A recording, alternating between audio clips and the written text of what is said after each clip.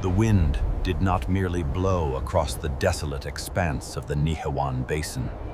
It screamed, a physical force that scoured the earth and stripped the warmth from the marrow of living things.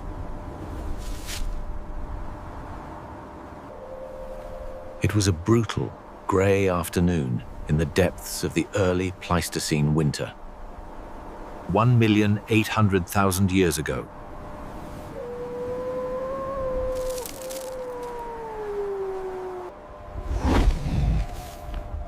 In this monochromatic world of driving snow and ice-crusted scrub, he stood like a monolithic outcrop of granite. A beast of impossible solidity against the chaos of the storm. He was the Patriarch of the steppe, a Coelodonta nihowanensis, the early woolly rhinoceros, and he was dying. Though the predators circling in the whiteout dared not close the distance yet. The air smelled of ozone, crushed pine, and the metallic tang of imminent violence. His breath plumed in steam clouds that froze instantly upon his shaggy, mud-matted jowls. He could feel the vibrations in the permafrost before he saw them. The staccato rhythm of the Pachycrocuta, the giant short-faced hyenas. Shadows detaching themselves from the blizzard.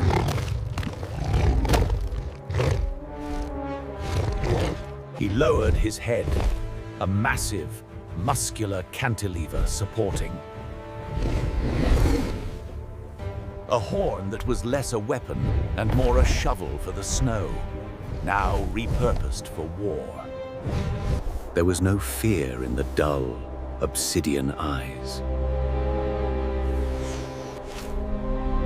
Only the ancient, weary resolve of a creature bred in the crucible of the freezing cold. The silence of the standoff was broken only by the howl of the wind. And then the earth shook. He did not wait for death. He charged to meet it. To understand the creature standing defiant. In the snows of northern China, one must first understand the world that forged him. The Earth of 1.8 million years ago was a planet in the throes of a violent metamorphosis. The balmy, forested stability of the Pliocene was fracturing, replaced by the erratic, oscillating chill of the Pleistocene.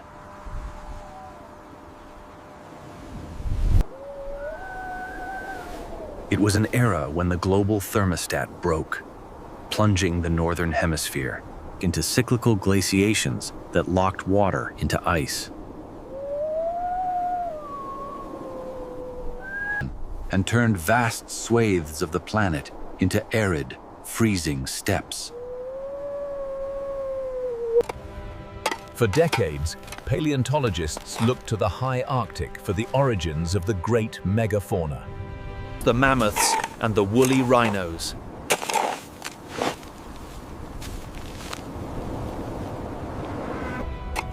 They assumed these beasts were born of the pole. But the truth, unearthed in the fossil beds of the Giant Basin, is far more dramatic. The woolly rhino did not descend from the north. It descended from the roof of the world. Long before the ice sheets gripped Europe and Asia, the Tibetan Plateau had already risen, creating a high-altitude training ground for the cold-adapted giants.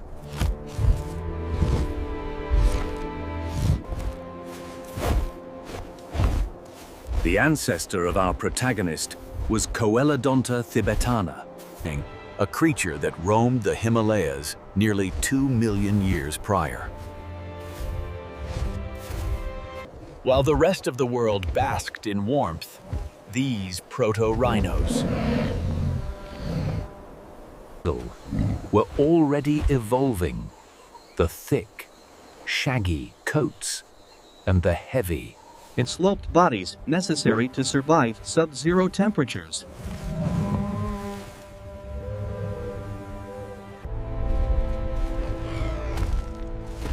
As the global climate cooled 1.8 million years ago, the Ice Age essentially came down from the mountains to meet them.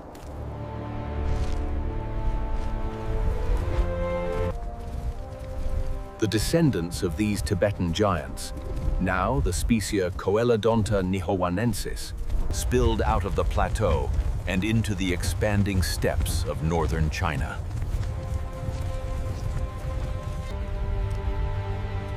They entered a landscape of stark beauty and terrible hardship. The Mammoth Steppe, a biome that would eventually stretch from Spain to Alaska. But in these early days, it was a frontier. The vegetation was sparse. Hardy grasses, artemisia, and low shrubs that required an iron stomach to digest. This was not a world for the weak. It was a world that demanded bulk, insulation, and a temperament of unyielding stoicism.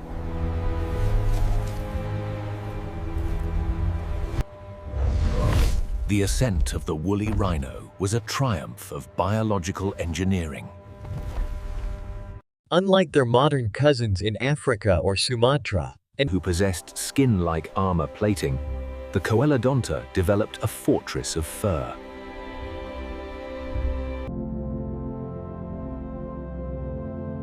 This was not merely hair. It was a complex, Multi-layered system designed to trap heat with obsessive efficiency. But the true genius of their design lay in the architecture of the skull and neck. Life on the steppe was a constant battle against the snow. To eat, one had to dig. Over millennia, the muscles of the rhino's neck thickened. Into a massive hump, a biological crane capable of generating immense downward pressure. Their nasal horn evolved, becoming flattened, and trapezoidal, distinct from the conical daggers of other rhinos. The struggle for existence 1.8 million years ago was not merely against the elements. The Nihewan Basin was a killing floor, shared with a rogues gallery of apex predators. There was the Meganterion, a dirk-toothed cat with the agility to ambush young calves in the scrub. But the true terror was the Pachycrocuta, the giant short-faced hyena. These were not the scavengers of modern safaris. They were the size of lions, with jaws capable of crushing the femur of a megaloceros as if it were a twig.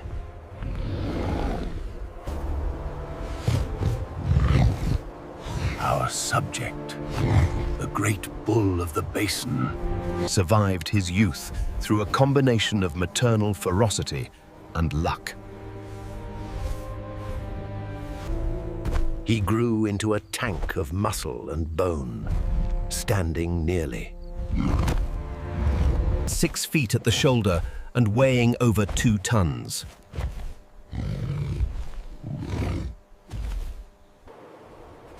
The woolly rhino's contribution to his world was not defined by a single moment of invention, but by his role as a keystone engineer of the landscape. These were not just paths for himself. They became lifelines for the smaller creatures of the steppe. The hares, the foxes, the antelopes.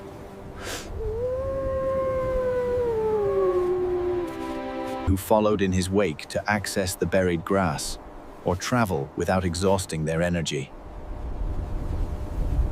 However, the climax of his individual life, the moment that defines the charge, occurred during the height of the Gelasian winter.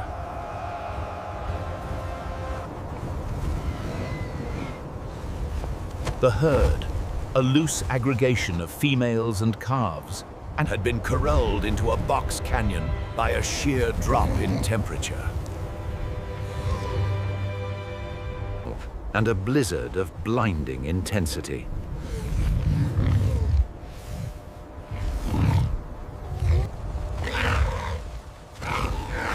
Sensing the weakness of the group, a super pack of Pachycrocuta, perhaps 20 strong, began to probe the perimeter. The bull, usually solitary, had been trailing the females in the rutting season. Now, he placed himself between the shivering calves and the encroaching shadows.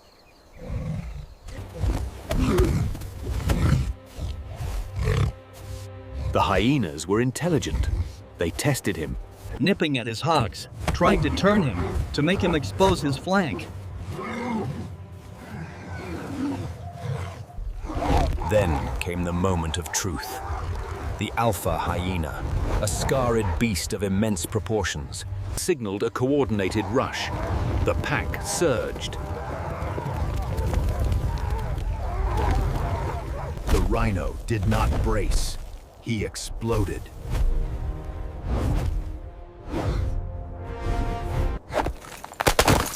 Propelling 2 tons of mass forward requires torque that defies imagination. His hooves shattered the frozen earth. The collision was sickeningly loud. The crack of bone, the wet thud of impact. He caught one hyena with the flat of his horn. Tossing the 200-pound predator 20 feet into the air as if it were a rag doll. He wheeled with shocking agility, his horn slashing a deadly arc that kept the others at bay. This was the charge of the woolly rhino, not a mindless stampede, but a calculated application of overwhelming force.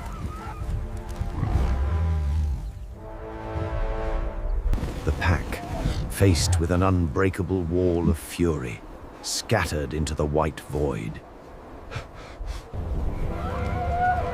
He had bought the next generation another day of life. Time, however, is a predator that cannot be gored. As the millennia ground on, the world of the Coelodonta nihowanensis began to shift. The climate cycles intensified.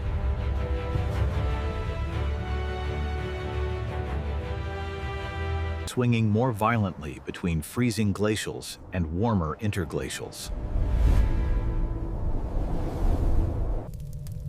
The specific lineage of the 1.8 million-year-old rhino began to drift. Evolving further into the classic Coelodonta antiquitatis that would later be painted on the walls of Chauvet Cave by humans.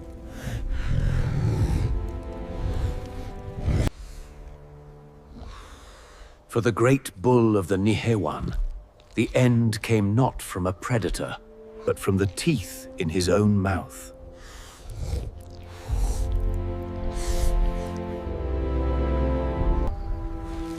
Decades of grinding silica-rich grasses and ingesting the grit of the steppe wore his teeth down to the gum line. The fall was a slow, quiet tragedy.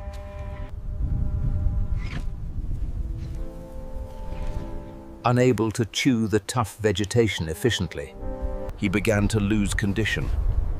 The thermal fortress of his fat reserves depleted. The cold, which he had defied for 30 years, began to seep into his bones. He became slower, his majestic charge reduced to a heavy plod.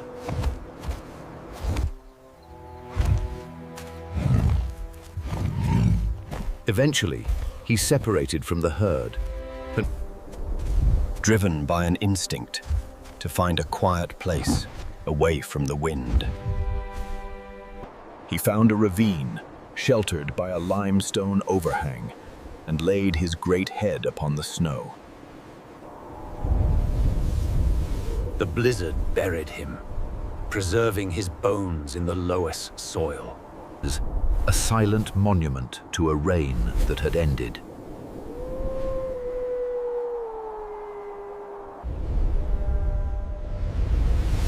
The woolly rhino of 1.8 million years ago has vanished, leaving no direct descendants that walk the earth today. The entire genus Coelodonta would eventually succumb to the twin pressures of a rapidly warming world and the rise of a new, relentless predator, humanity, some 10,000 years ago.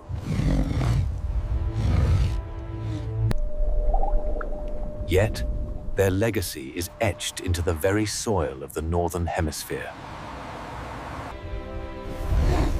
They were the architects of the Ice Age, the titans that proved life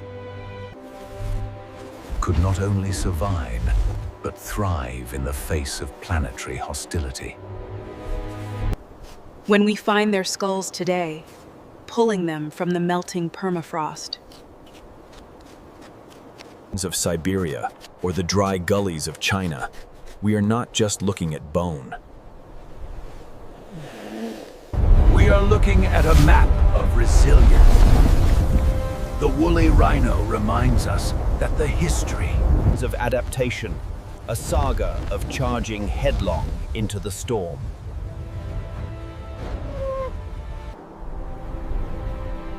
They teach us that even in the harshest winters of existence, there is a majesty in simply enduring, in standing firm against the wind until the very end.